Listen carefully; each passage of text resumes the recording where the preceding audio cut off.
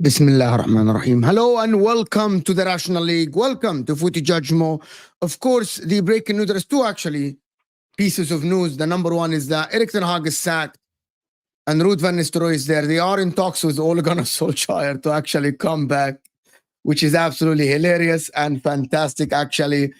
They're talking only about free agents. His sacking cost about £13 million, which is what we were talking about. We'll talk about that. What does it mean for Manchester United? I don't think it means anything unless they go and get a competent manager. However, it's an end of an era, as he said when he first joined. It's literally an end of an era. Man United are 14th in the league, which is kind of weird and crazy to think about Man United. They were bantering Chelsea for being 12th just about a year or 2 years ago. Now they are 14th in the league. They got robbed, but yeah, fine. Rodri is about to win Balon d'Or. Deservedly or not, but Vinny Jr. doesn't deserve Balon d'Or. That's all I know. So I don't care who wins it. But if it's Rodri, it is Rodri. He deserved Balon d'Or last season, and they gave it to Messi. It was a robbery, of course. So Rodri deserves it. Does he deserve it this season? I don't think so. Maybe the Euros and the league, maybe, but they didn't win the Champions League. And in terms of the football of the Premier League, of course, Erling Haaland saved City again. They're very slow. City a little bit. They are relying on Haaland, a wonder goal. And Arsenal yesterday dropped 2 points from a leading position twice, but they didn't have a centre-back fit for all the game, apart from Cavior that ended the game at the end. And I think it's a positive result for Liverpool, bad performance. Bad result for Arsenal, positive performance. I thought Saka was amazing, magnificent. And Chelsea are closing in. 1 point behind Arsenal, 1 point behind Aston Villa, closing in. And Cole Palmer is amazing. I don't know, but I'm here, of course, Tom couldn't make it. It's actually his birthday today, actually. So happy birthday to Tom. And Dan couldn't make it today. We have Winter Surfer, of course. Got Rory. We got Nobbins. I don't know. How's everybody doing today? You guys are happy Vinny is not winning it, or? I couldn't care less. I'm happy regardless. I'm a happy boy. I think there should be a minute's silence. A man lost his job today. I think we should have a minute's silence. He was doing great he got work. paid 13 million. No, he was doing great work. He was doing great work. He's doing great work. He should have been Give able him to another continue for chance. one more week. I will be taking this to an employment tribunal. We will be Yes. getting this man his job back. Emotional damage. He should have carried on for at least one more week and be sat next Monday. No coincidence that we're playing them next Sunday. Just generally is how I feel. That's all, one more week. That's all we should have done. Well, for you. Oh, yeah. Oh, for Chelsea. They're going to give it to Ruud. I think it's going to get better, actually. I don't think there's no new manager bounce or anything. Listen, anybody here think Man United are going to be fixed? Fixed? No. Not short term. No, there's too much going on. I don't know who they're going to get. One assumes that they have identified someone, because it would be really bad management to just randomly sack him late October without a replacement lined up. I don't think they did have they did. If they had a replacement Which lined is up, even more shambolic, isn't it, Rory? yeah, That's embarrassing. Unless, because they've been looking for a replacement since the summer, right? They wanted to get rid of him in the summer, so they've been looking for replacements the whole time. They've had 2 international breaks already this season where they've not done it either. So presumably before those international breaks, they didn't have anyone lined up. So I can't imagine that they've got anyone lined up now, especially given that Ruud's going to be the interim, which suggests that they're going. I think in their own statement they said as they look to find a replacement. So and then you look at the list of replacements, like you're bouncing from Ruben Amorim to Gareth Southgate to Xavi. I mean, it's just it's not even like there's a list of managers there where you're like, I can kind of see where United are going to try and go here. It's every random name on the market. So yeah, I think it's an absolute shambles. I think Ineos are incompetent. I think they are weak. I think it was clear that they wanted to pull the trigger a long time ago. They bottled it after the FA Cup. They've bottled it multiple times this season. And actually, you look at the game that they've done it after, they've just done it off another bad result. But realistically, United could easily have beaten West Ham yesterday if any of their players had taken their chances and if Michael Oliver didn't want to be the star of the show. So yeah, I think it's weak. He wouldn't be sacked if they drew. Yeah. Exactly. If they drew yesterday, he'd still be on a job. Yeah. Because they proved I don't think he was. I don't think he was sacked because of the results. I think he was. This is time. So if they'd won, been sacked. He would have been sacked. But if they haven't got a replacement immediately lined up, why would they do it after yesterday's game rather than after Fenerbahce or in the last international break? I think they just wanted to wait a couple of days because they played Thursday. They wouldn't have sacked him over the weekend. I think they wanted to wait for the weekend. I had this feeling that he was just going to be sacked. That they made the decision after the last game they played, the Fenerbahce game, the game on Thursday. But anyway, long story short, the problem is if they give it to Ruud, I don't think he's going to succeed. I don't think Thomas Frank leaves Brentford today to go to join Man United. That is what Man United fans are hoping, that he gets. Brentford is a more attractive proposition than Man United in 2024. It's not a more attractive one. It's just, I don't think he would. I think it will need a lot of preparation for a manager to join Man United. They need a plan. They need a transfer market plan. You need to sit with the board and know exactly what they're going to get. Assurances, of course, of backing and who's going to go. We're going to sell the. I don't think if Thomas Frank wants to sell Rashford, for example, or Bruno Fernandes, he needs to have a affirmation from the board. Yes, we're going to get rid of Bruno. I don't think anybody now will go to Man United. Even Ten Hag, by the way, had affirmations. I'm going to get my players. I'm going to sign this. I'm going to have the lead in the transfer market when he signs for Man United. That is the reality. What if they don't? New manager doesn't want Ugarte, Delete, example, stuff like this. Imagine if they go and get Xavi, for example. Xavi says to the board, I don't want this. Yeah. Oh, sorry, we cannot afford to do that because we just signed them. This spent 200 million. Anthony has 3 years left. And this time Bruno to a new contract as well. He's on 300k this time. Bruno to a new contract. So that is why I'm thinking this is a harder job than when people think, oh, let's go get Xavi. Oh, get Simone and Inzaghi. Okay, what are you giving them? What are you giving them? Are you selling Bruno? Are you selling Rashford? Are you getting a replacement? Is Haaland their style of play? Do they want to join? Xavi, for example, does he want to work with Haaland for the next 5 years? Xerxes? What formation do they want to play? Because I think Exactly. they're built for 3-5-2. Looking at Is De Ligt the right guy? Yeah. I think this is one. Go ahead. I was going to say, and why would Inzaghi, for example, want to join now? Like, No, Inzaghi's not going to join now. It's going to be at the end of the season. Well, It's a yeah, but poison so that's a chalice. whole other season just gone. 200 mil spent at the start of the season, and we're less than a quarter of the way into the season, and they've thrown the towel in on it for another year. That's insane, absolutely insane. But you're right, no top manager would take that move at the moment. For now, why? They shouldn't Why would I anyway. want to risk it? And what if it's another? What is the guy's name? Ranić situation. What if a manager gets it now, and at the end of the season they're like 11th or 12th, and then the fans are like, "Oh, it hasn't gotten better yet." Oh my god! What if they're in another? I've seen this movie before, right? But with Ruud, they're in another potential Ollie situation, aren't they? Because if he does well, like over the next 3 months, they're clamoring from the fans, former players in the media, give him a contract, give it now. And then it's like, because Ruud's been coaching this team as well. Ruud's not just been on the sideline, like just going, nope, yep. He's not been silent. He's been coaching this team. Yeah, probably more than Ten Hag probably this season. He's been coaching this team. So it was so as soon as Ruud turned down that head coaching job at Burnley to go as a number 2, because remember he wasn't coming in he wasn't a number 2 going to Burnley. He'd managed PSV and won things. So he was going in as a head coach. You just knew they had their setup there just in case whenever Ten Hag got sacked, we can give it to Ruud on whatever the interim is, because we haven't really got a plan. We tried in the summer to sign everyone, but we tried to sign them on the cheap. That's what we tried to do. Or we couldn't buy them out of their contracts and stuff like that. And then you end up literally where you were 3 years ago with Mourinho. Yeah. Or not 3 years, 6 years. I don't understand this. Oh, Ollie, sorry. The problem is, I think the tide have shifted for the foreseeable future in Manchester. Like Manchester City will always be more for that, and that's what I asked next question yesterday on Al Ahwa and also on Rivals Rumble. I asked the guys, do you think any player in the world in the right frame of mind will choose Man United over Man City? Some people still said yes. No, because of the name. On the ambitions of the player, doesn't it?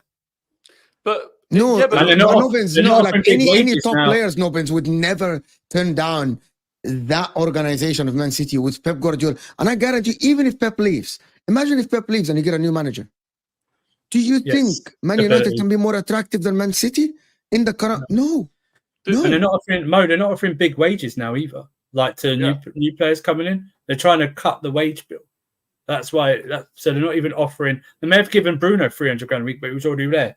New players coming in aren't getting the 200, 250, 300k. By the way, Man City pay a lot of money for wages. So I know, no, but what I'm saying is Man United. They are very competitive in terms of wages. Yeah. But Man United. You know what I said? Arsenal are more attractive than Man United now. But Man United fans don't want to hear that at all. Bro, they don't. Okay, Rory, you know what I'm talking about. They don't. But that's because they're still in the mindset of it's Manchester United, but players aren't there anyway. Well, realistically now, he gets the tone very well. It's ridiculous. If you're not signing someone in their 30s, any other player now hasn't grown up on Manchester United. They haven't. They're grown up on City. So there's not the historical appeal of United for these players because they didn't grow up in that era. They're not going to compete with teams like City financially in terms of wages because they can't anymore. They're not going to compete in terms of bringing someone into a project because there's no project there right now. They're not going to compete in terms of Champions League football, offering Champions. Like, what do they offer? What does United offer to a player now, other than a big fan base?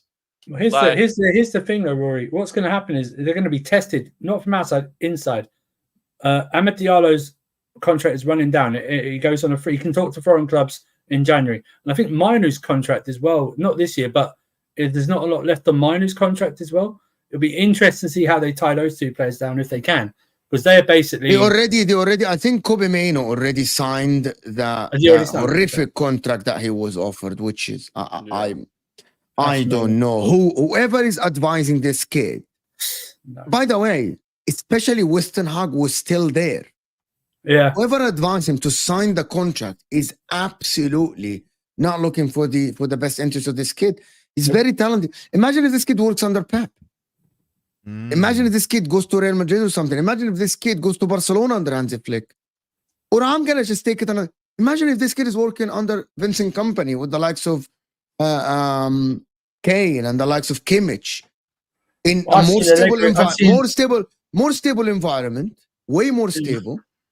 You are learning from people that won a lot of trophies and big trophies. Don't give me Bruno won FA Cup and Carabao Cup. Don't do that. This is not the. I've seen Allegri on one of the managers' lists online. Allegri, I'm going to tell you one thing. I'm not a big fan of Allegri's style of football. All I know is that Allegri changes cultures. Yes. He changes the culture. Maybe he's a short term, like Thomas Tuchel, by the way. If Thomas Tuchel, of course, he's now the England manager. I thought Man United could have jumped on the wagon and get Thomas Tuchel. Are there breaking news?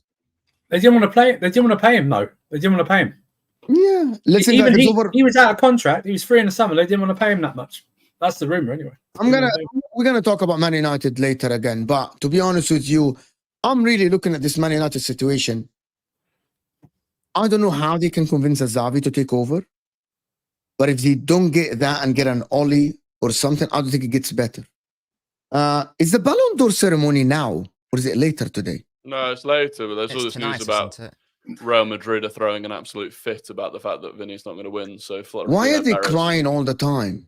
Cancelled the entire trip. Because they think they own it, don't they? Even though Messi's won it loads of times, which is weird. They think they own it, even though La Liga owns. It'd be even funnier if like Vinicius did win it now and he's not there to claim it. That would be funny.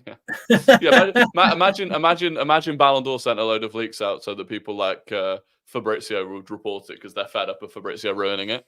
And it turns out Vinny has actually won, and it's none of them are there. Even like Ronaldo, who was like notoriously petty, he always turned up to ceremonies, didn't he? Like, well, the other thing is because it's not just the Ballon d'Or at the awards, right? So there are other awards that presumably Real Madrid players, the team of the year, for example. There's individual player. But apparently like Florentino Perez has just fully cancelled Real Madrid's entire trip, so none of them are going. Well, he's had a bad couple of days, that's why. Yeah.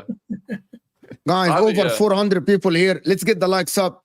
Speaking about the Rodri situation, Nilot Palace saying, big up Mo, the real one, great content. Thank you so much. With all these guys, they're absolutely phenomenal. Arsenal unable to see out games while leading, irrespective of the circumstances, mentality of champions, opinions. We'll discuss that when we come to the Arsenal-Liverpool game. Because again, Roy Keane questioning the mentality again, which is, we're going to talk about it. But before I want to speak about Man City, a lot of people now are criticizing Man City's performances. 1-0 against Southampton, right? Not enough. Haaland saving you with a wonder goal, to be honest. You guys are confident, City fans, or you guys are questioning the way you're playing and all this stuff? I'm not confident. I don't think I'm necessarily confident this season, given the context of what's happened. But in terms of like the isolation of the Southampton game, I thought it was actually a good performance from City overall. I know it was only 1-0, and you say that Haaland saved us, and I do agree it was a fantastic finish, but there were at least two, maybe even three chances where Haaland should have scored even easier chances. Like the one he did score was a really hard one. He missed sitters. Foden delivered at least one. Savio as well. I think on another day, we maybe win that game 2-0, 3-0, maybe even 4-0 on another day. I don't know the exact data. I think Haaland had like an expected goals of over 2. And if Haaland has an XG of over 2, that normally means like 4 goals or something like that. So I think on another day we do win and win comfortably in terms of like, I think the defence has been the main issue for City this season. We haven't kept it outside of the Southampton game. We haven't kept a clean sheet since Chelsea game, which is insanity in the Premier League. But we limited Southampton to basically nothing. I appreciate they hit the post in that at the end of the first half, but it was from a very tight angle. It was very impressive that they managed to turn that into a good chance, because it wasn't actually a good chance. And there weren't any other chances Southampton had, to be honest. So I was actually really happy with the defensive display. I thought the midfield was more disciplined. We seemed to back off more in terms of the press. And again, on another day, Haaland's got a hat-trick, and it's a 3-0 win, and it's all a lovely time. As it was, he didn't quite have his finishing boots on, but he's Haaland and he still scored a goal. So I think in terms of that game, I was actually quite happy with it, to be fair. I wasn't happy with the Fulham performance and I wasn't happy with the Newcastle one, but I was happy with Southampton, to be honest. I watched the game and I never thought that City would drop points in this game at all, by the way, as usual, even at 1-0. That's the thing about Manchester City. And also, being top of the table today, by the way, this is more points than last season. They had 21 at this point last season. Not playing well, I think it's a worrying sign for the rest of the league. Hope, from my perspective, hopefully so, yeah. It's sort of like a similar theme last season where we weren't playing particularly well. There was even a period where we were getting bad results, but we were still within touching distance of top spot. I think like Tom's touched on it many times where if you don't punish City when they're performing badly, then you're not going to win the league ultimately. And hopefully, again, from my perspective, hopefully it's a similar thing. Players will be coming back into the side, you know, like De Bruyne. Foden's now actually starting games and he's looking good when he's starting, so that's really nice to see. Is there something in Núñez becoming some sort of starter in this team? Maybe. Maybe that's just because Grealish and Docker are injured, but I don't know. There's a question mark there. There's always the opportunity to enter the market in Jan. And I would like to think that, you know, when Savio scores his first goal, for example, because he seems so desperate to score a goal, I feel like he'll play more relaxed and more goals will come. So I'd like to think that, you know, it will all click as it does tend to do for City in and around sort of like January, February sort of a time. That remains to be seen. But yeah, I'm not overly confident, but I'm not underly confident either. I don't think that Arsenal and Liverpool have yet shown that they're able to take full advantage of City's full advantage what? You drew 2 games. vulnerable state. Pardon? You drew 2 games only. Full City? advantage of what? Yes. Didn't you yeah, just draw 2 games? Right? You got to take advantage, haven't you? Of what? You want them to win every game? No. That's 4 points dropped in theory. But this is these are the margins that we're working with. I think that's the point. I think someone did the math. If you go this, I think you get 97 points. Well, we're not going to get 97, are we? Like, that's not going to You go with the same thing, you're going to get 97 points. Advantage of what? Anyway, Liverpool dropped 5. So fine margins. It is. The thing about Manchester City, I'm not sure if you guys both you watched the game, but listen, Manchester City really, without Haaland, would struggle to score goals. Really, by the way. If Haaland gets injured, I think City will be in trouble. However, it's freaking Pep Guardiola. He's going to find a solution. The problem is he doesn't have the wingers like before to play the system to get the 20 goals, the 15 goals. Savio, Doku, and Grealish will not get anything. Jack Grealish has not had a goal, as LB said, since December last season. It's October. It depends on the game, though, doesn't it? I think. Like, so you say that, you know, if Haaland, like, I mean, of course, if any big player is out for any period of time, then yeah, it's a bad thing. But obviously, if Haaland doesn't play, City will play a different way. We'll have a totally different system and probably a like false 9 situation. So we obviously won't play like we have Haaland on the pitch when he isn't on the pitch, because that would be silly. So outside of like a long-term injury, I don't think that's too much of an issue. Because as I say, I expect the team to be set up differently. And for like, you know, other players to get involved amongst the goals.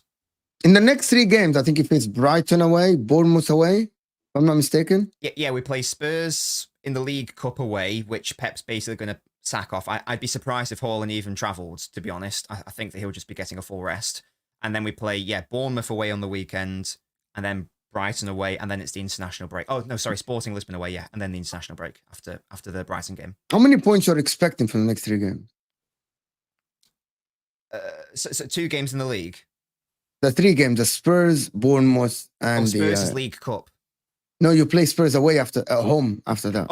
After the international break, yeah. Yeah. It's at home, I think. So and De Bruyne should be back by then. So I'd like to get 9, please.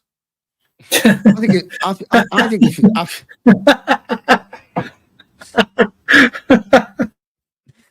Like, yeah, you know, I want 9, thank you.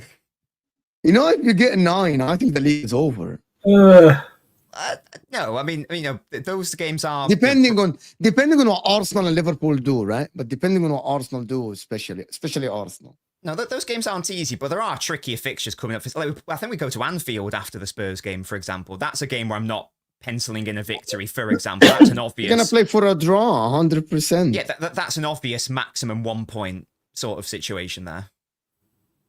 Yeah, you take a draw at Anfield, of course, and then you still be top of the league by then. Yeah, that would be lovely. Yes, please. It's absolutely ridiculous.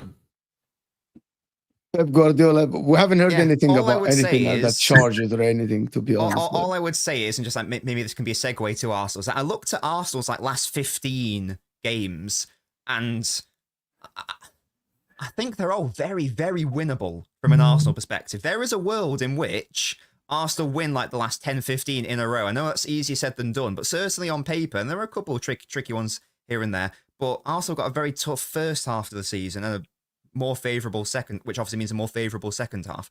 There is a world where even if Arsenal are like 6 points behind halfway through the season, that they're not out of it by any means. They could go on this mental run, 100%.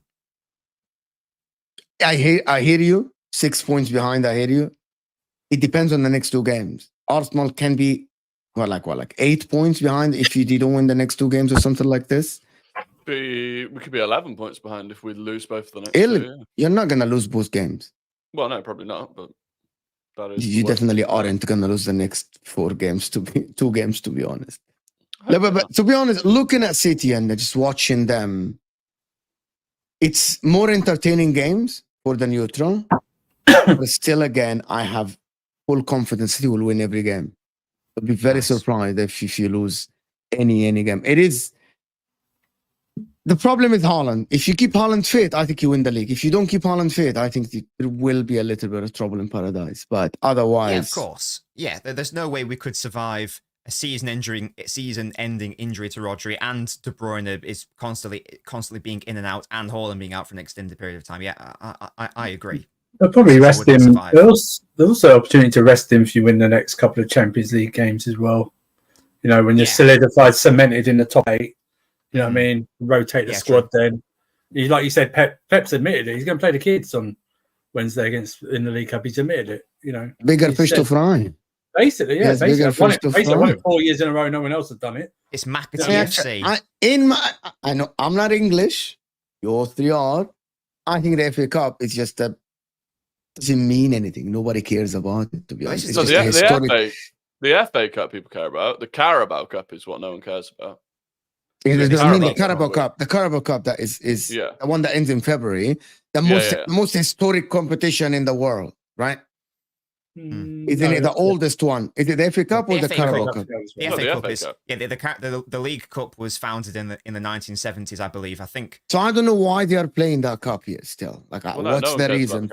I think was it brought in because of a European football ban, or am I getting my eras wrong?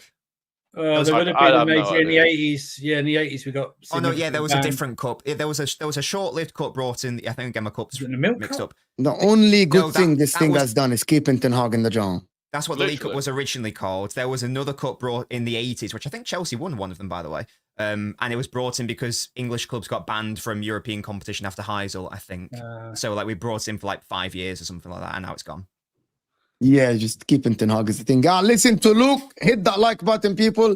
Hitty that likes chat. Hitty that likes, as Luke said. Hit that like button. 500 people here. Let's get the likes to 200-300, guys. We aren't even on 200 likes. So we go to Arsenal, Liverpool. We'll talk about how good Chelsea were or how bad Chelsea were. A lot of people saying that Chelsea were not good, but I thought Chelsea were very, very good, to be honest. I think it was I'm not sure. Oh, for Chelsea. I think it was for me it was a mixed performance.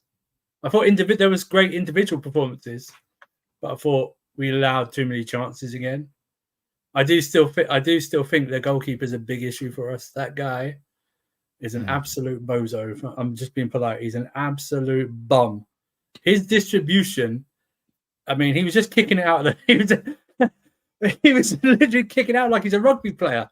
Like he's going for 2020, whatever it is, on the sideline. Like he's booting out for Robert Sanchez. Andrew is your Claudio Bravo. He is sort of like a proof of concept rather than the actual final end products, if that makes sense. It was very strange, actually, the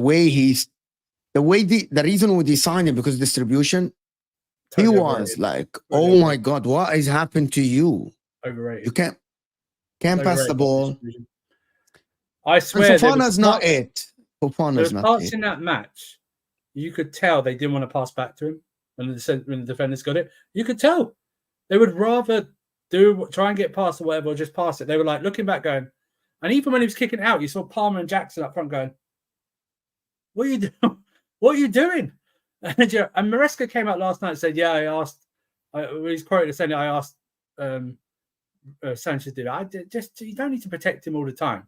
Just say we can get better or something like that." Do you know what I mean? We've got 87 goalkeepers. Surely one of them is better than this guy. Do you know what I mean? He is honestly. The thing about it, the guy that you signed, Jurgensen, which is why the recruitment is shit, I don't think he's great.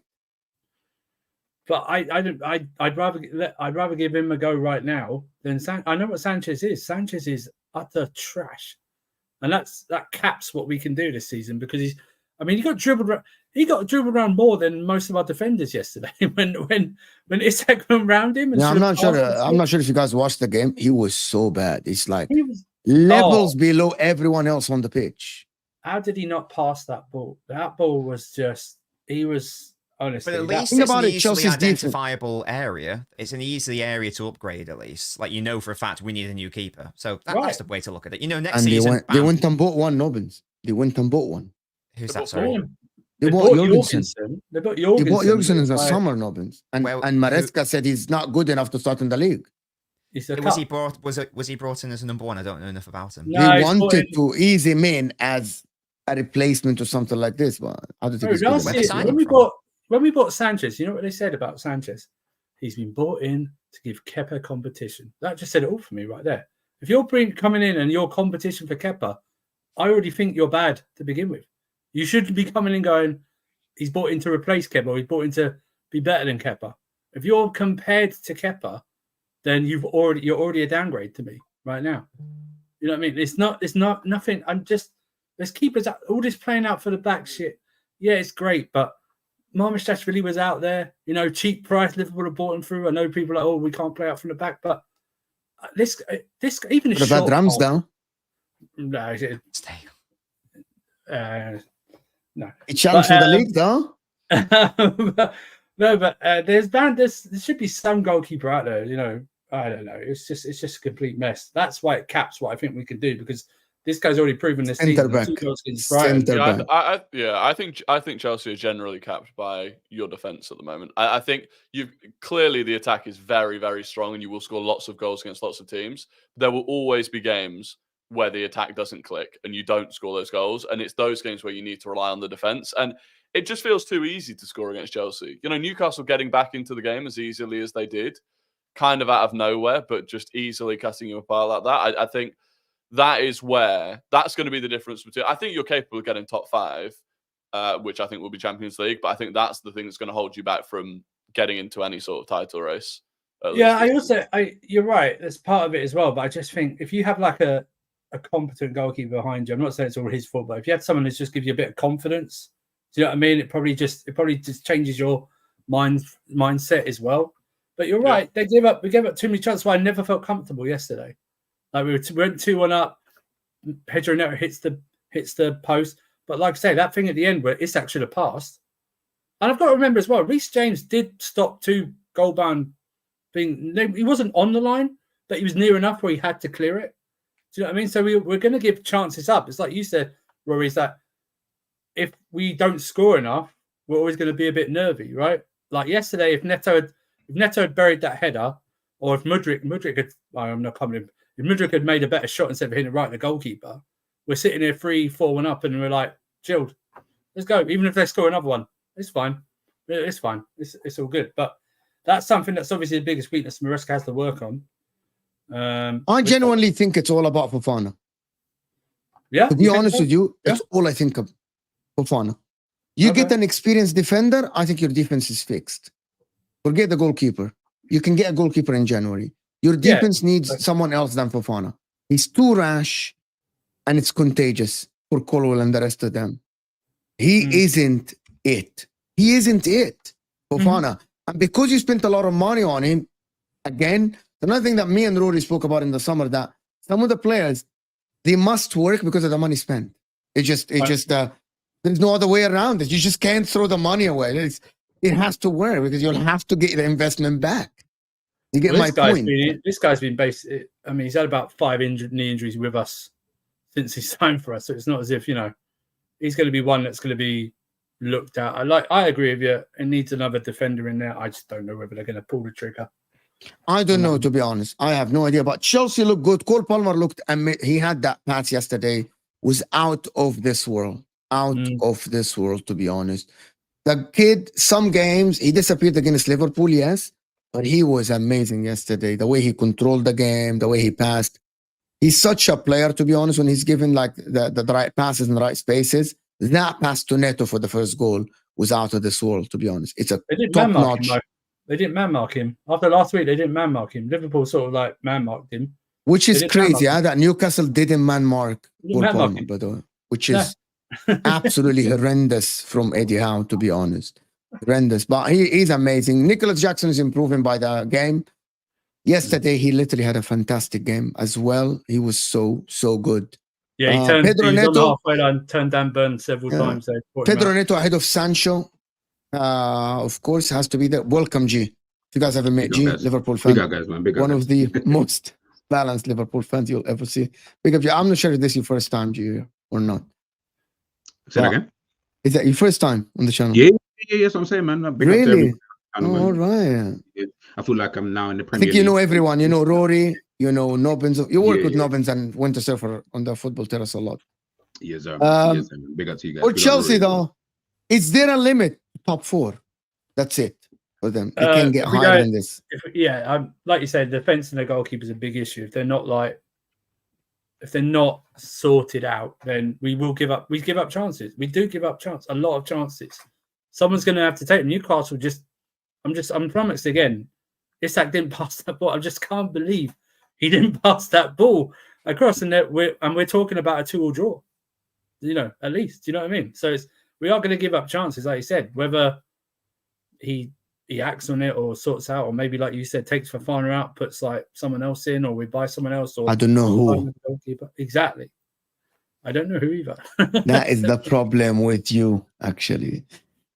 It's going to be. Can I just say? No, go ahead, of course. It's Andrew. It must be exciting because, like, genuinely, Chelsea seem to be only like 2 upgrades, away from genuinely, like, sort of like breaking that gulf from like Liverpool to Chelsea. I'd say, and even Arsenal and City. Maybe you're only a couple of upgrades away, aren't you? Listen, genuinely, I'd rather be coming on reviews talking about how we obviously won and just what we need to do instead of like all the last 2 years where it's like I dreaded previews, let alone reviews. Do you know what I mean? So it was like, I am pleased. Lavia got another like 70 minutes yesterday. Looked good. Obviously a bit tired out. Caicedo was honourable shot. Caicedo. Oh my. And also I thought Reece James. He played at left back for most of the game yesterday. I thought defensively he played a whole game. He was because we used all our windows and only made 4 subs. So he played, and that's when I thought actually Caicedo. If you noticed, Mo, at the end, last 50 minutes, Caicedo was more on the right-hand side of the midfield, sort of like protecting James, sort of doubling up on that way. But yeah, Caicedo's been great. But yeah, getting like James and Lavia properly fit will also help as well.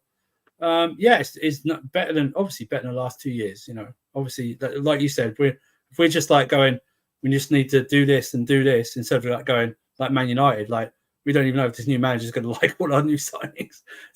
You know what I mean? So it's like, yeah, it's nice. Like I said, but if we don't get those things sorted, I think it caps like top 4. And I like that Maresca is not as stubborn as we thought he will be. Like yesterday, benched Enzo, okay. Benched Sancho, started Neto, okay. No Joao Felix again. And no Joao Felix didn't play.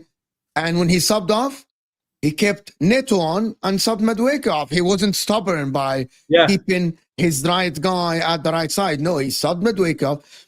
That is something that I thought he would be, a stubborn Italian coach, but he wasn't. He's just very. We got all his fingers when they were talking, even myself, they were always just talking about him what he did at Leicester in the Championship. It doesn't apply. You know, unless you come up with the team like Russell Martin at Southampton, it doesn't apply. So everyone telling me, we did this and did this. He's not done any of that. Remember Leicester fans were going, he's too stubborn. He was trying to get you out of the Championship. That's why he's too stubborn. And you built up like a 17-point lead or something like that. This one, He's very flexible. Obviously, he's got better players to work with. And you're right, he is stubborn sometimes. Like during the week, he was calling out Reece James, you know, about his leadership and stuff like that. He's not afraid. He's not afraid to call people out. Or he's definitely not Ten Hag in terms of talking to the media. 100%. Oh no. It's been no. I reckon you know what changed it. That Raheem Sterling situation changed it for Maresca. When he was trying to be nice about Raheem Sterling, say he left him out for tactical reasons or something like that, and then he's just been, like I said to you on another stream. He just hasn't BS'd us. Do you know what I mean? I know they like it. Just come. I'd rather that. He done it in a way where you don't throw people under the bus either. You don't have to throw players under the bus to maybe critique them. That's what it is. So, but it's been a very good start. Very good from to be honest, from Chelsea yesterday. If you go to Man United and win away from home, that says something, because I don't think a lot of teams go to Man United and win from the big teams. You might be a smaller team in the league, and if you go to Man United and win, I think that puts like another thing in your top 4, top 5. Not a lot of teams can do that. It would break that 11-year. We haven't won there in 11 years. We need to break that. We need to break that to get it out of their mind. And we've been up there with far better teams and not done well up there, but we need to break it, because then we got Arsenal the week after before we sign off for the international bid. So if we get that, it gives us a big confidence boost going into the Arsenal game. Because I've watched Newcastle play. I know they played well yesterday, but that Arsenal game will be. They are not. Then I've seen this is the most fraudulent 12 points I've seen a team get at any start of the season. I've not seen them. They've been outplayed by the likes of Fulham and Brighton and stuff like that. I think Arsenal should be very confident going up there, and even if it's not a high score, just it being enough in defensive wise against them to against Newcastle. You mean against Newcastle? Yeah, I think they should. Because Newcastle lost against you, I think they will sharpen their teeth going to this game. It will be war. They will do everything to stop Arsenal from winning. You mean like they did? I believe it's gonna be Joao Linton and Bruno Guimaraes. They're gonna see red, and we know what's gonna happen. I thought Joao Linton was very good yesterday. By the way, everything went through him until they took him off. Everything went through Joao Linton when they tried to do something. He's very, very powerful in that midfield. But I don't know. It's one of those. For Arsenal going to St James's Park. I'm afraid for Arsenal to. Is that a lunchtime kickoff? I don't know actually. Yeah, Saturday lunchtime. Lunchtime. Yeah, 12:30. Yeah. Not good. Not good. I remember they're arriving back from your mob during the midweek, aren't they? Oh no! No. We play after. Yeah. They play after. Rodri isn't in the top 4 Spain players at the Euros. He won the best player, but it is an insanity. He's going to win Balon d'Or. What the F? Real Madrid is not attending. We spoke a little bit about this, but Rodri was one of the best players in the Euros. I don't think he deserves Balon d'Or this season. I don't think he deserves it, but I don't think anyone deserves Balon d'Or. Vinicius Junior was not that good. Savio got the same goals or something. Girona, something like this. It was a weird season, wasn't it? I think most people going into the international tournaments were thinking it's up for grabs here. Like if Spain do well, Rodri will win it. If England do well, Bellingham will win it. If Brazil do well, Vinny will do it. So it's quite refreshing, to be fair, to not having an out and out winner. If Rodri wins it, I like it just because of a midfielder winning it. You know what I mean? Yeah, maybe Lautaro Martinez will win it. Chill. Does that not speak more to the quality as it is, or do you guys think it's generally just because there's no? If we go there, by the way, these are good players. By the way, there are good players. They're horrific players. No, they're good players. Rodri is really, really good. But Rodri is very good. I think we're going to have to get used to. I think we're going to have to get used to the fact that the monumental presence of Messi and Ronaldo and what they did over the last 10, 12 years will never be repeated. Even before that. That's good, though. I like that. I'd rather not. No, that's fine. But what I'm saying is, it's going to drop what people think about the Balon d'Or in terms of who gets it. There's no one will reach those levels because they're unachievable. Do you know what I mean? Even if you look past, let's say you took out Ronaldo and Messi from winning the Balon d'Or for the last however many years, I'm pretty sure you could probably easily still pick another player who probably would have deserved it. Well, Lewandowski should have won it. Neymar, Suarez, Ribery, Ribery, Neymar and Suarez were not even. Stephen Island. Yeah. in the The Ballon. list of Stephen Ireland. Yes. the him list too. of players, I thought- the Jorginho list finished of third, should have won it the last list of players that never won a Ballon d'Or throughout that period would fill like the top 5 or 6 of the Ballon d'Or this year. Thank you. if- Thank you if so they much. were in Yeah. it. So I said, I I was doing the watch along and I said, I would pick over the last 25, 30 years when I'm watching football, I would pick 30 players before I pick Vinny or Mbappe. 30 football players before I get to Mbappe or Vinny Jr. Mm. There are the likes of Yeah, Pirlo, Samuel Zidane's. Samuel Eto'o never won one. Henry. Bro, Shevchenko Henry. was a better player. Zlatan maybe. It's ridiculous where football has begun, and we know whose fault it is. We know whose fault it Wait, is. what? I think that a lot. What? I in didn't fairness- say anything. I was just gonna say, I think a lot of it is also in fairness. So if we think of like, you know, some of the best players in the world, I think a lot of them, you know, haven't even really entered like their peak, for example. So there's a lot of exciting young players, you know, like it's like Saka, like Haaland, like Vinicius Junior still young, like Mbappe still not like hit his absolute peak either. So I think that these players also have a long way to go. Yamal is 17 years old. Pedri's still young, of course. So there is a generation of players there who I think who could, you know, certainly reach those levels, but they have just, from an age perspective, they're just not there yet. So I think maybe in like 5 years, hopefully we'll be looking back at it. It'll be a lot healthier situation in that respect. The talent is weird. The talent pool is so strange, to be honest. It's because we missed the gap.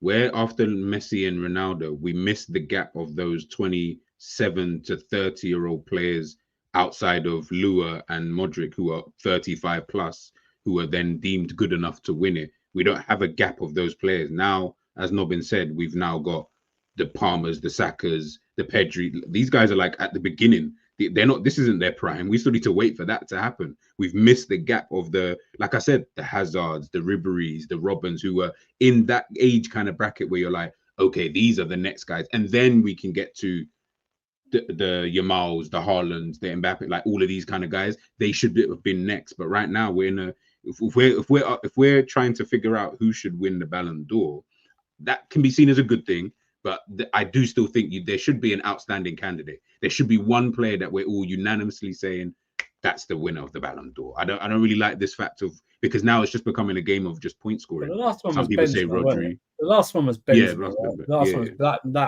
was that season. He was just Should have been Haaland. unplayable. That Champions League run was just. Should have been. Think about it. It should have been Haaland just because of the number of goals he scored when he won the treble. Yeah, yeah. But again, we went It's from Messi, R9 being a it was a striker in the lifetime world to achievement award for Erling Messi, Haaland, wasn't and with all the respect to Erling Yeah, he only won a Haaland. treble, crazy. yeah, but so did Calvin Phillips. Right, we're not doing this. We're And not so doing did this. I Kyle agree we're Walker not doing and this. Ruben Diaz and Jack Grealish won a triple. Right, and they Oh, were, no. and they, Oh, and they right, had, Jack and they had a good Grealish won a season as triple. Haaland, did they? Raheem Sterling Did they? to the Centurion. It's Messi wasn't okay. even the best player at PSG that season. By the way, I I could make an was argument to say he rooting for wasn't even the Haaland. second best player at PSG that season. I was rooting for Haaland. Messi should not have won it. Just It's a lifetime Yeah, I achievement agree. award. I was rooting for Haaland. Haaland, to be honest. Yeah, I agree with you. I don't even Anyway, know why, guys, I don't so- even know why you care enough to root for someone. It's like caring who wins a fucking Oscar. Oh no, DiCaprio didn't win it. I Oh. don't support Leonardo Robbery. DiCaprio. But okay, I guess if your player is Yeah, nominated, Trevor, great films. Like, out yeah, there. but that's when I Interplay care. with- Yeah, that's when no, I no, care. but I'm saying for Mo rooting for Hart. Like, why do you care? If Saka's nominated, then fair enough. I care only because I just want him to win the award. But I couldn't care less. If Rodri wins it, if Vinny wins it, give it to, I don't know, whoever. I don't care. That's not quite It's a true, is it? bullshit Because award. backstage you said you don't want Rodri to win it. for No, one I said I don't specific want reason. Man. Well, that's because I don't like Man City fans being happy. Oh, there you So go. that's so that's a therefore, different. But that doesn't mean I'm rooting for anyone in particular. indirectly, I think you might be. Listen, guys, there is still about 600 people here. We need to hit the like button. Go into the game. We got G, a Liverpool fan here. I summarized the game yesterday as I said, a good performance by Arsenal, 2 points dropped, and a bad performance by Liverpool, topped with a good result for them, a point for them. I'm not sure. Should Arsenal be happy, Rory, at all, with this result? No, not happy. Even with I all the also don't injuries that you had, you're very unlucky, though. Yeah, but we took the lead twice. So for me, that's, if we'd gone into that game and we'd been, because of the injuries we'd be struggling and we'd ground out a draw, then I think that would have been a positive result. But I think because we took the lead twice, overall, I thought we were better than Liverpool. I think that's where it's more just frustration. It's not a bad result. I think it's a result that we'll probably look back at later in the season and go, again, especially when you look at the back four that we ended the game with. I mean, it's actually outrageous that was the back four at the end of the game. So the fact that we didn't lose it from that position, I think is, we'll look back and think it was good. But overall, if you're looking to win the league, you take the lead twice in a game, you should see it out. I agree 100%. Like I'm, however, context: Kivior, Skelly, Ben White, and Partey as a back four. That is, and wasn't Nwaneri on the pitch as well at that time? Yeah, Nwaneri was on. Yeah. So I don't think he can win the game with this lineup, especially with Liverpool having Salah, McAllister, and all these people. In my opinion, it's a good result for Liverpool. It's a bad result for you. I don't think it's a good result for Liverpool. I think it's a very good result for Liverpool. Nobody's going to remember. Nobody's going to remember this. You remember when we went away to the Etihad last season and City had a couple of players missing? Yeah. And all of the talk after that game was, if Arsenal are serious about winning the title, they have to go to the Etihad and win the game, and that it was a weak mentality not to try and win the game. And everything really after that game, even though Arsenal drew at the Etihad, it was negativity. I remember being sat on here being like, I can't believe I'm defending Arsenal here. But it was all about how it was a negative result for Arsenal to draw there because City had a couple of players missing. For me, if you're Liverpool and you are genuinely serious about winning the league this season, when you've got 20 minutes to go and you're against Partey, Kivior, Ben White, and Lewis Skelly, you should be going for the win, because that win puts you 7 points clear of Arsenal. So I think from that position, I think that they should have gone for it, and they didn't, at all, really. Really? So I think that's negative. I think Liverpool will be happier walking out of that game, because context will tell you it doesn't really matter who they ended the game with, because they were the better team overall. So they will look at it like, oh God, Liverpool were there for the taking. You said it already. Poor performance from Liverpool, but we got the points. Good performance from Arsenal in terms of in overall, but it doesn't get looked at. So I don't really, with the whole injury thing, and listen, it is what it is. But in terms of the actual game, that context, like Arsenal were the better team in my opinion overall.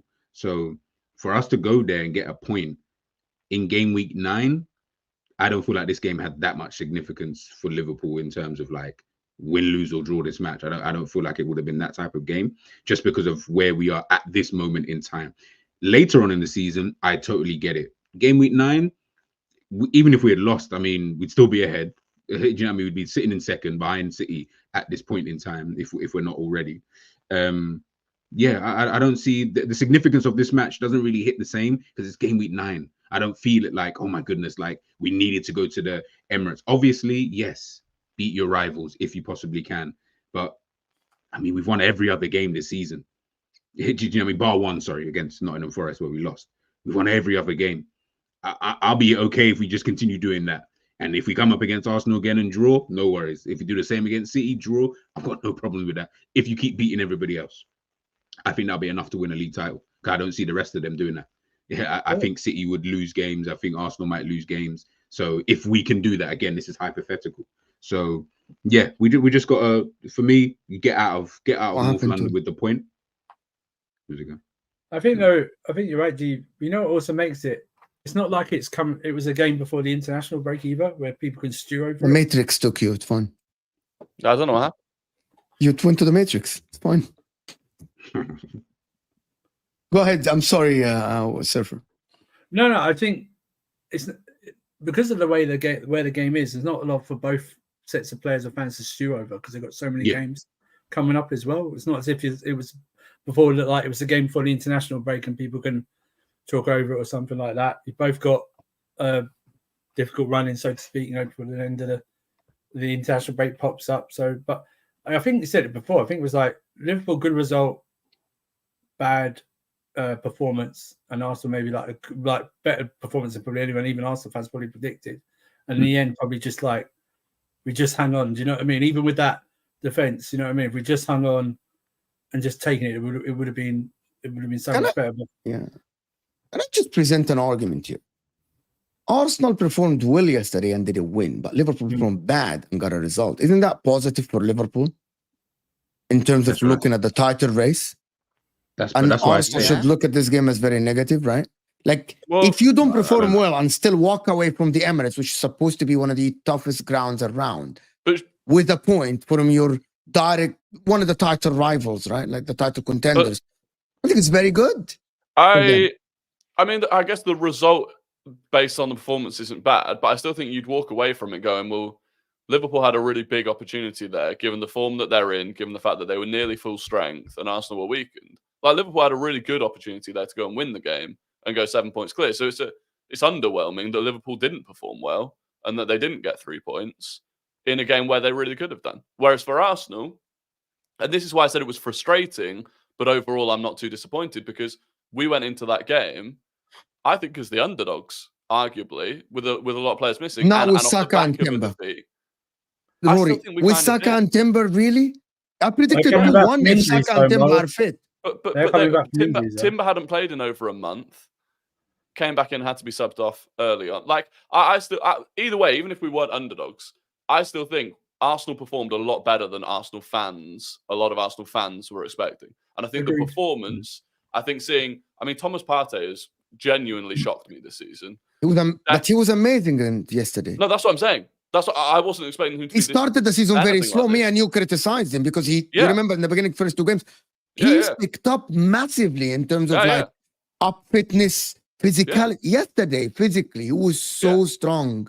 Yeah, it was unbelievable. And Liverpool actively targeted him in the first half with Luis Diaz and still couldn't get anything out of it. So yeah, he blew me away. Declan Rice looked absolutely back to Declan Rice's best, which I think is because he's playing in the 6. Yeah, which is what we've said. Oh, but it's good that we've got that. Yeah, I know. The issue is, once we do have actual defenders that can play in defence, I think we're just going to have to rotate really between Rice and Partey rather than trying to play both of them all the time, because they're both just better as 6s.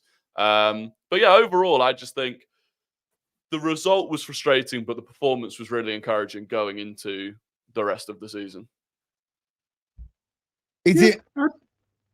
Go ahead. Sorry, go on. Haji. No, look, I don't know. It depends on how much context you apply to all of this. But the reality is, when you come out of that game, as Rory said, like, yes, for Arsenal, obviously they will look at it that way. For Liverpool, honestly, I walked out of that game and I said, thank God, because the reality is, for us to have played that bad and they still didn't win, I'm okay with that.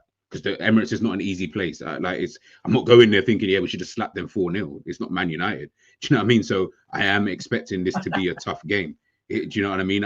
Regardless of the players that they have missing, considering that they have got, I know they're coming back from injury, but the fact that Saka played, the fact that Timber played, started the game, I was sitting there thinking, I said 2-2 anyway before the game, because I just felt it's a way, they're going to make this game tough. Even if they were full strength, it's still going to be, you know what I mean? It's going to be a tough game either way. So, yeah, I think for Liverpool to walk away with a point, that is what you just take moving forward. Just don't lose this kind of game, and then we're good to go. As long as we win our next few games, I'm all right. I'm totally all right. I respectfully, Manchester United, by the way, respectfully. What respectfully? Don't know what is respectfully, bro. It's not. Go ahead. Oh, no. Why? Respectfully, Manchester United. No. Respectfully, I respect them. I was just gonna say, I also feel like Slot's maybe learned something about his squad as well, because Konate was a monster, by the way. He was unbelievable. He was fantastic. I think that he can probably now back Trent to push even higher up, because he knows that Konate is going to hold his hand in a way, if that makes sense. He's going to be able to cover for him. I think he also learns that there are some games where McAllister maybe isn't the one. I got told that he's picked up an injury as well, which is fine, but it seems like in those sorts of games he almost gets swamped and absorbed in the centre. Szoboszlai came on and he just looks so much better from that perspective. He also tweaked your out of possession structure a little bit in the second half as well, I think. It went to 4-2-3-1 instead of the 4-2-4. Perfect. Exactly. Yeah. So he's definitely learned something there. Excuse me. He's learned something there. He's obviously learning on the job, with this being his first job in the Premier League, of course. So it's a big boost in that respect as well. Lots of people saying, Liverpool haven't played anyone difficult yet, but made a tweak at halftime, adjusted, shows that he can mix with the big boys. Maybe promising for slots. That's the second. That's the second toughest game in the league for Liverpool after Man City away. That's what I'm saying. Yeah. Oh, Yeah, okay. that's why I said it's fine. To be honest with walk you, away with a I thought this. It's very good that he played Arsenal in these circumstances. He learned a lot about. Yeah. A lot of teams are not gonna roll over. Like Arsenal yesterday, literally made McAllister look so mediocre. It was unbelievable. Rice, Moreno, and Thomas Partey pressing, and even Havertz on that right side next to Saka, they prevented McAllister from having any joy of building from the back. He was out of the game, completely non-existent in both phases. And we know that McAllister defensively is non-existent as well. He's not that good, which is showed in how Bukayo Saka and Kai Havertz were really walking past him. And offensively, he couldn't help Van Dijk build from back, or Robertson, or Gravenberch. And that affected Liverpool's ability to play any passes into the midfield. That's why Liverpool chose to go long. People said, why did Slot go long? It's because they were forced to go long. Rory was in the game and probably will tell you there was about 6 players from Arsenal pressing that Liverpool back line and midfield that you have to go long. And I have to credit Arteta here for one thing before I let you guys come in again here. He trusted Timber and Thomas Partey individually to play one-on-one on the wingers of Liverpool, which is something not a lot of teams in the world will do. He trusted Timber to be one-on-one against Salah. Every diagonal ball, it's not only that Timber went one-on-one with Salah, he anticipated the long ball. It was intercepted. And for Diaz, one-on-one against Partey, Thomas Partey had the most joy in this game. As a midfielder to go against a tricky winger like him, I have to credit Arteta for this, for trusting his team without William Saliba, who is the most proactive defender in that team, to have a back line of Ben White and have a one-on-one battles like this and win them for the majority of the game. The goal that Liverpool scored from a corner, horrific defending. Of course, the set pieces coach should be like telling them something. How is Van Dijk free inside the 6-yard box like this? And the second goal was, okay, you have Kivior and Skelly on the left side. Khalas, there's nothing you can do about it. That was a good flick on Diaz, though. He beat Havertz in the air. He got the good flick on Diaz for the Van Dijk goal. Yeah. By the way, that was from the training ground. It was very obvious, by the way. That pissed me off because I think Liverpool had a free kick from that side just like before that, and they tried the exact same thing, front post flick on, and I think Van Dijk had got the flick on and went. But the fact that they did the exact same thing about 5 minutes later and scored from it was annoying. But yeah, but that's the thing, and that the second goal, it was one of the first times that we'd really tried to attack. Which is when people say, oh, why don't Arsenal go and attack and get the third? Because when you've got that back four, that is what can happen. And Kivior, for me, is done at the club. I think at this point he's. Was the only pass that? It's not his fault. I'm going to repeat that. It is not his fault. Roy Keane yesterday questioned Arsenal's mentality. Why didn't they go and try? They literally conceded the second goal because the line was very high, close to the halfway line. That is the definition of trying to press and trying to play on the front foot. It was the only proper pass that Trent did all game. I would have, I screamed, park the damn bus for the last 15 minutes. Park the bus, you bozo. You have a youngster and a Kivior and a right back that hasn't played centre backs for about 3 years in Ben White. I thought park the bus. Park the bus. You would have just said, press. The old school mentality would have been, I don't care where it goes, just boot it. That's what it would have been. It would have just been, just boot it for throw-ins. Obviously, don't concede corners and stuff like that. With Nunes on the pitch, the fastest guy on the pitch is still having 40. I was watching. I'm like, Arteta, what are you doing? You caved for the criticism. Park the bus. Who cares? Darwin Nunes had 40. By the way, it happened twice. You remember the diagonal ball from Van Dijk to Salah when he had 40 yards to run in, right? You watched it happen 2 minutes before. Park the bus. But no, Arsenal should go for it. I think that was idiotic, to be honest. I thought that was the one time they did go for it. Even if you press, you don't have the capability to break Arsenal's defense. You just don't have it. No. I've said you don't have Jota. Diaz is out. Who's gonna break that back line? No. But add Jota, add Diaz, add Gerrard if you want. Liverpool cannot break down teams in terms of Couldn't break the way Nottingham that- Forest. You're gonna break Arsenal back. but this is what I'm saying. That's why, like, that situation happening, regardless of whether Gabriel had whoever, it might not have scored if Gabriel had been there, for example, but that situation was always going to happen in that kind of way anyway, because that's what we want. That is our way of breaking teams down, so to speak. So once Arsenal allowed for that to happen, which is why I think if Liverpool score first in the game, they'll be favourites to see it out. If they have to, because I feel like we can defend if they it. have to, even if they concede next, you know what I mean? They'll. But yesterday, it was Anybody worried about Arsenal in terms of like dropping the lead against Brighton, against Man City? I know there are circumstances. I know there's context. Against Liverpool, anybody worried about that? their context, aren't they? For because the commentator said yesterday, Arsenal went behind in the last 68 games. They won 61, lost only 1, and drew 6.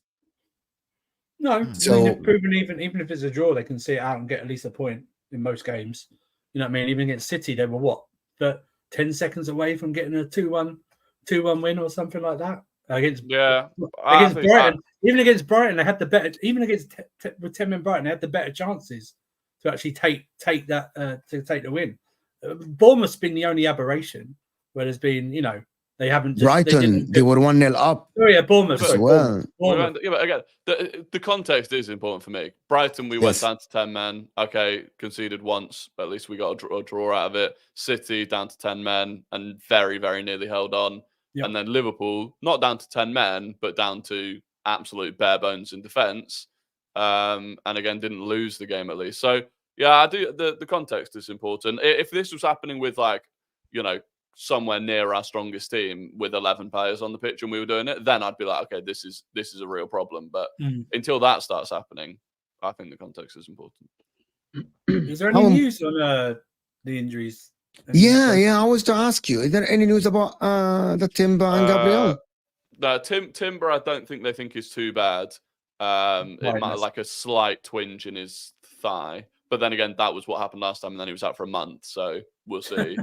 Calafiori obviously got injured in the last game. Apparently, that against Shakhtar, that's going to be a number of weeks. And then that's MCL. Gabriel, it's a first degree MCL. So yeah, and then they think Gabriel might be the same injury, same MCL. Yeah, there's the same guy. There's a Twitter account called like Physio Scout that's really, really good at it. And he called Calafiori's MCL before the club had said anything. So like getting him back sometime hopefully before the Christmas run-in and something like that. But then I see, like yesterday, I saw some people talk about transfer market for Arsenal. And I didn't understand. We've got 9 senior defenders plus Miles Lewis-Skelly. 6 of them by the end of the game yesterday were off or suspended. So it's like you can't buy more of them. It's just I didn't understand the criticism of like this at all, to be honest. Speaking about this, the Bukayo Saka yesterday, well, I have to speak about Bukayo Saka, to be honest. What a performance. Fantastic, phenomenal. And the people that say he doesn't dribble, he doesn't drag his team, he was literally the catalyst of every Arsenal attack. Receiving the ball with the back to the goal, receiving the ball with pressure of 2-3 players, never lost the ball under pressure, always dribbling, always making the good decision, passing, opened the pitch up 3-4 times to Martinelli when Martinelli was free, dribbled inside, helped Kai Havertz actually get into the game, helped Trossard as well. Why do people still doubt him? Can we just why? Is it aesthetically again? Is it all about the aesthetic? In what sense? He's not on Foden's level. He's not on Yamal's level. He's not on Palmer's level. He doesn't drag his team out. He's not Salah's level. He's not this. He's not that. What evidence do people have to see? Going well until you hit Salah. But yeah, everyone else, I feel like he's above them. He's definitely... Salah would only just purely be down to he's been doing it for longer. The consistency. That's different. For so long. That's age, though. That only comes with age, right? Exactly. Whereas Yamal was only last season. He made his Barcelona kind of debut. Palmer again last season is when people started speaking about. Yeah, and he doesn't play in the Champions League till he plays in the Champions League. that I've always said that. Hence why the Palmer thing I always find interesting when people have that conversation Yeah, in yeah. terms of how they rate him. He's a very good player, but They're also different players now as well. They're different players. Like now. to place these But- players in some of these brackets that we do, I'm Yeah. like, you don't have to put everybody in a world-class bracket. There's no Like, Palmer. it There's can no be, Palmer Salah debate.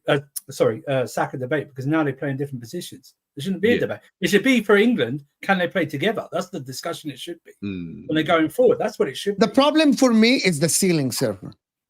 Yeah.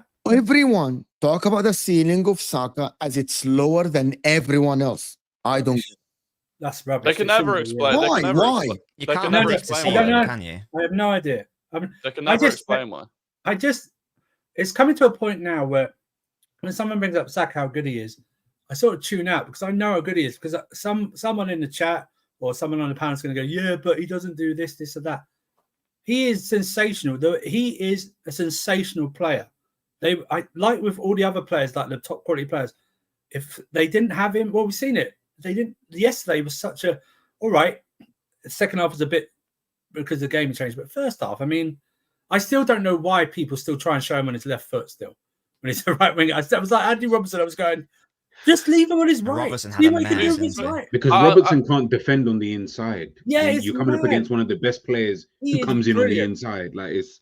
And let me just say, anyone saying, "Oh, the goalkeeper should have done something," that shot was so powerful, the goalkeeper couldn't react any faster than what that was. Couldn't react. And he's also expecting Saka to. He's also expecting Saka. Probably expecting on the other side. He's probably to curl it in, probably or near post. Yeah. He's a sensational player. He's got. He's just brilliant. And every team would benefit. Every team in the world would benefit with Saka in their team. Every team in the world. He's the 7th fastest player. 7th youngest player to get to 50 Premier League goals, and the 6th that did it faster than him. 5 of them were strikers, and the 6th was Cristiano Ronaldo. So no winger other than Ronaldo has got to 50 goals as a young age as him. And it's like, you know, I don't know if people just forget that he's 23 years old still, and that he is only getting better. But it's got to the point now where, I mean, that super chat that came in then, it's like people will do anything to try and discredit everything that he does.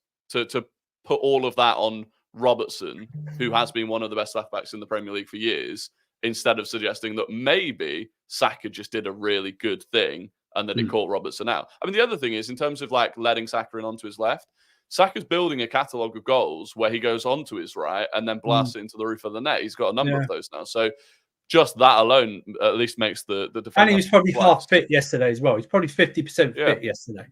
You know what I mean? I mean, the fact that he got taken off before the end of the game. Right, yeah. And that's a smart thing as well. He didn't leave him out there for 80 minutes that he could have done. And he's got to really manage him, though, because with the hamstring one, it's so different to obviously an ankle knock and something like that. You know what I mean? It's just got to, don't obviously play him in the League Cup this week. Doesn't need to play in the League Cup this week whatsoever. Get to Newcastle and going from there. He's just a brilliant player. You know what I mean? And you're right, Rory. It's because he's been around since 2020. That's what it is. People got used to him. You know what I mean? It's like, oh, well, Saka will do this and this. They're expecting him to pop up and score like 25 league goals or something like that. Maybe he can do that going forward, but he is everything for Arsenal at this moment in time. Especially without Odegaard there, he's everything to Arsenal. You know what I mean? He makes people better around him. He's a sensational player. Yeah. Let me do a couple of super chat. Oh, Kelkster. Big up. Thank you so much. I hope to see you soon on the channel. Rodri is the best player in the world. Had a very special season for a DM. 23 GA. At the 6, Vinny disappears for Brazil regularly. Rodri was Euro player of the tournament. If that's the case, yes. Okay, so Rodri deserves it, Kelkster. Yes, if that's the case. I hear you. Brazil stink. They just stink. Arsenal mentality monsters. Big up Arsenal. You're making fun. You're a Liverpool fan. I know that. Liverpool yet to play any good team. Not true. They just played. Didn't they just play Arsenal? I think he's being sarcastic. Yeah, 100%. 100%. Jay say people don't realize Robertson made mistake on that goal. One played Saka on side because he's slow too. If you're going to play him on side, mark out. 3 made cut on the left. 4 let him get the shot off. Why? Okay, I'm just gonna. Why it's only the other guy's fault? It's not that Saka held his run. It's not that he dribbled him. He megged him. Why it's the other guy's fault? I think that's the super chat. I feel like is also compiling the game that Saka had against Robbo, as opposed to just that one moment, because Saka had Robbo's number, and it was starting to get a little bit embarrassing at points. You know, for Robbo, and he just wasn't playing that well.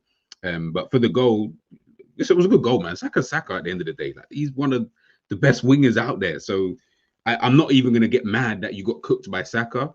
I'm more mad at the stuff that you probably could have done a bit better, and the goal wasn't. Yeah, it's one of those things, man. It's one of those things. Jay, it doesn't have to be Robertson did bad. It's just what you face in front of you.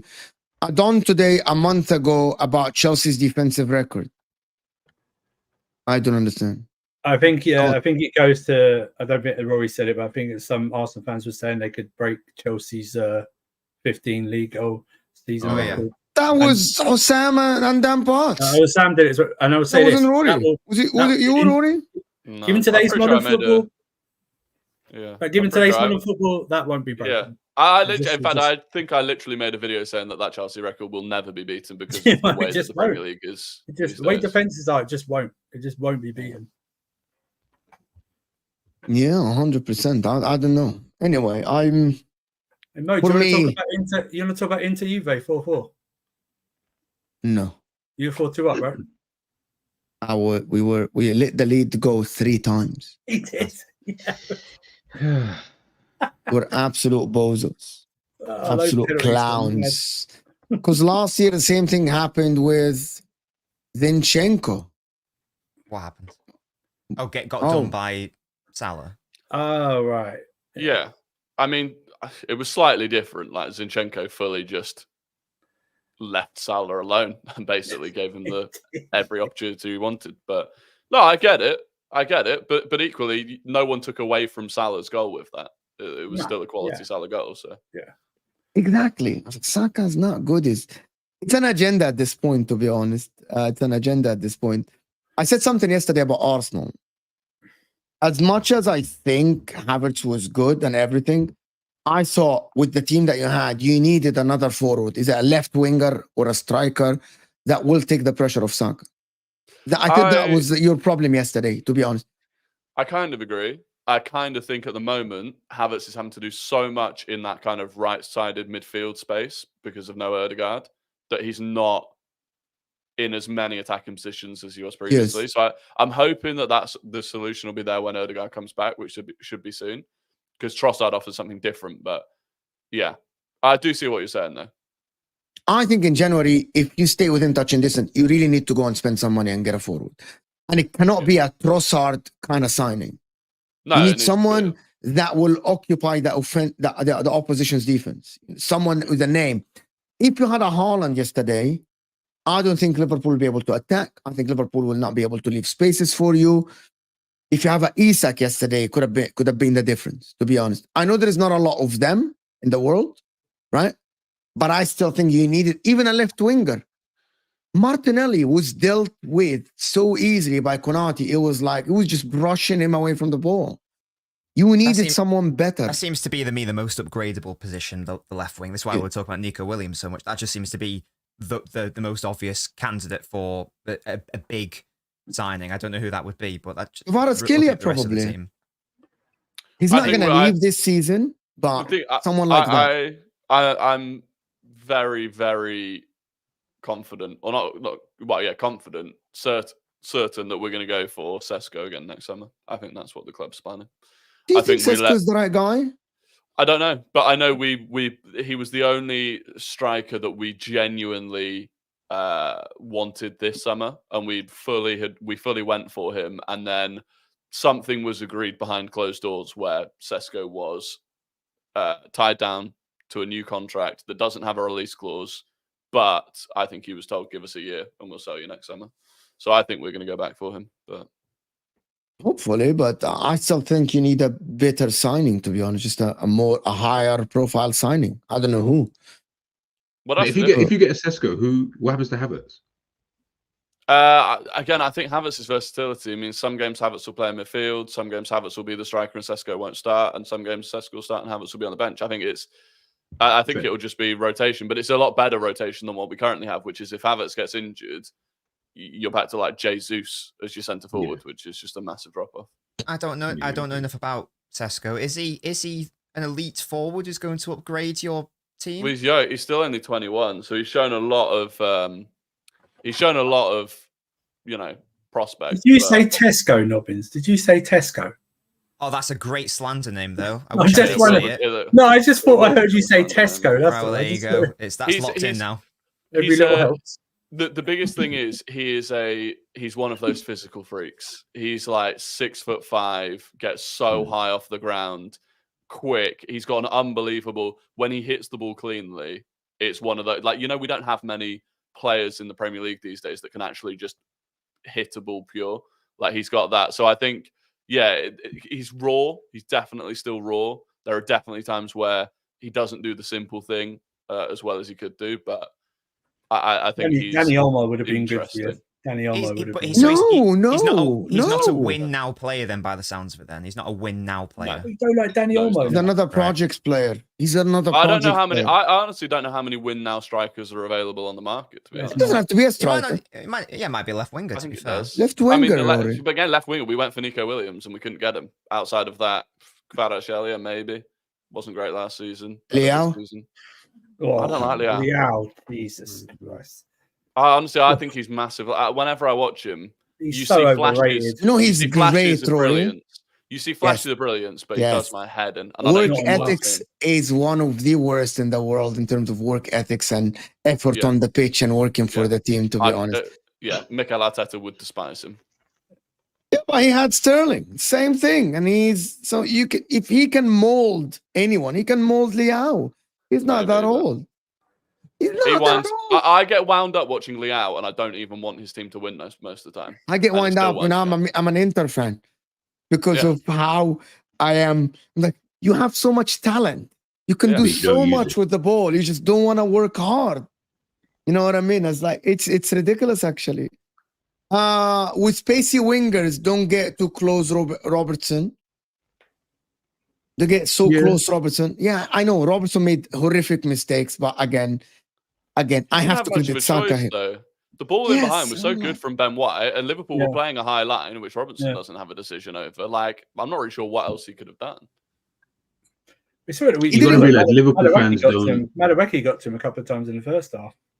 Yeah, exactly. And Liverpool fans right now, they're in a space where they don't really like Robbo. Like they do want him to leave. Like they want us to sign another, a new left back. And when these games happen, I know we're talking about Madueke and Saka, so they are kind of two good players to, that's going to happen to anybody. But when it happens, this is what the reaction will be, which is want him to leave, want a new left back, which is fair. And I think I can understand he is declining a little bit physically. I wouldn't mind a new left back. The problem is I can't think of many good left backs attainable for Liverpool because we're not a team that spend money, as we've shown. Back off a little bit like you did against Chelsea. Yeah, that's what he should have done, Pal. Alisson would have come out. Yeah, go ahead. I had to shoot. I'm about to finish in like 5 minutes max. Alisson would have come out to Saka a yard or two. I don't think so. Anybody think Alisson would have made that? Would have saved that just before we? No, because he had Robbo there in front of him. He wouldn't come out like that. As soon as this was presented yesterday, and I said, no, that wouldn't. He wouldn't. No chance, in my opinion. I won't say no chance because Ali is Ali, but it's a goal. He's scoring anyway. But I'm not going to say Saka doesn't. Saka gets. He inside the 6 yards, if I'm not mistaken, or something. Yeah. And he hits it. He hits it very quickly after he gets. I've seen Ali do some incredible things. I think he'd have a better opportunity than Keller. Let's put it that. I want to ask something to Rory just before we end the show, guys. Can we get to 300 likes or less than 30 likes? Just 22 likes away from 300. Hit that like button, people. Do you think the January transfer window can be the difference in you winning the league or not? This one, or it doesn't make a difference? Because this question was presented on Twitter from somebody. Yeah, I think this is a big January transfer window. Not just for us, but for City as well. I think it could be make or break in terms of City filling that midfield space and Arsenal. The thing is, the issue is I just don't think the players that we need to really upgrade the team are going to be available in January. I'd be very surprised if they were. But yeah, I think it will make a big difference. Liverpool as well, in my opinion. Nilot Pal is saying, so G, you think Rob was good for Liverpool? I think he has been the steady Eddie. That's me, just me. I'm not saying that he's good, and I would like a new left back. I'm just saying, in a general sense, I wouldn't turf him. He's like a good. You go out and sign it like another left back, like someone who's ready to come in right now. He is a fantastic option off the bench. Like in certain games, I would want Robbo to play, but as a first choice left back, I wanted Calafiori more so just because we do like to play. What he wants to try and do the three at the back build up at times, and Trent will effectively what you guys did at the weekend. Robbo's not doing that. He's not doing that comfortably anyway. So having a Calafiori type of player, I just felt like that was the type of signing he would have gone for, but he didn't. So listen, just go out and sign another left back. I think 150 million pounds. You can get Bastoni, left-footed, can play centre back, can play left back. Mo, I would again. I wish it was my money because I would sign a Bastoni, but Liverpool spent 12 million in the summer. Does that scream a team that is willing to go out there? No legs, Chiesa. It's fantastic. Exactly. You know, he might not play a game again for Liverpool, guys. You know that. If that might happens, not play a game again for Liverpool. That was the cameo. That's it for Liverpool fans. Crazy. I think both the Raheem Sterling and the Chiesa are horrific. Nilot Pal, every match against the Big Six, he gets cooked. Fair enough, but he has been not that bad, to be honest. Listen, Rodri's channel in the description, 6:30 today, he's going live. G, I'm going to add your channel to the description, my man. Also, Nobel's channel in the description. G just did a show. Here you go. GTV football channel. Big up G for joining. Big up Surfer for joining us as well. Nobins was here. Tom is not here, but happy birthday. His channel's in the description. This will take it to Hussam, when he's gonna unpack the Liverpool versus Arsenal game from a Liverpool point of view. So go and watch that, enjoy, get entertained. I think I will see you guys soon. I might do a video about Arsenal being robbed or not. Be surprised. I'll see you guys soon. I'm out of here, people.